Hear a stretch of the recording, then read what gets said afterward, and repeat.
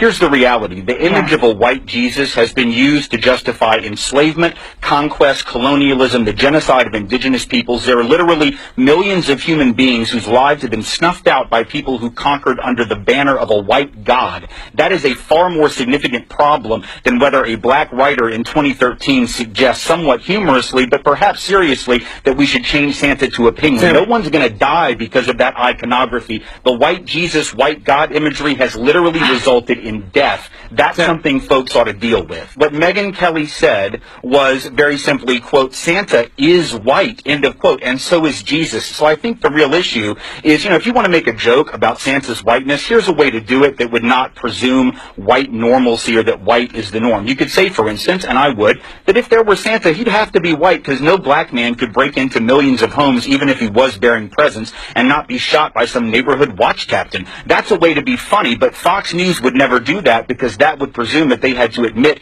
racial profiling and racism were real. So there's that. I think the real issue is that she made a statement of fact, not for her own opinion, but fact. There's a difference between believing in Santa and believing in Jesus or the Buddha. Buddha did not come from Kansas. Jesus was not born in a manger in central Pennsylvania. He was a man of color, and the fact that we have represented him for centuries, literally as a white man, speaks to the entire history of white supremacy. We can act like it didn't happen. We can make it the punchline of a joke, but the reality is this iconography, Jesus more so than Santa, I agree with Mel here, Jesus more so than Santa is a real problem. There's a reason we've represented these icons as white. It's not a coincidence that we've done that.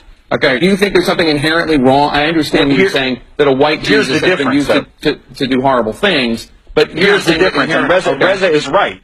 No, Reza's right, but the difference is that the power of others to make Jesus or to make Christ as they view him has never come close to the power of the European power to make Jesus white. In other words, black folks can think Jesus is black and view Christ as black, but at the end of the day, the image that has been used to dominate Christianity in this world and on this planet is the white image. So therefore, you can believe, you can think Jesus looks like whatever you want or that Christ looks like whatever you want. Ultimately, though, there is such a thing as power, and it's not equitable. And so if certain people have been able to impose their image of the Christ, of the Savior on others, or God, or Adam and Eve, the first human beings ostensibly as white people, to believe that that doesn't have an effect is to believe that advertising doesn't have an effect. It's to believe that companies that spend billions of dollars don't actually sell you stuff based on the images they use, which is nonsense.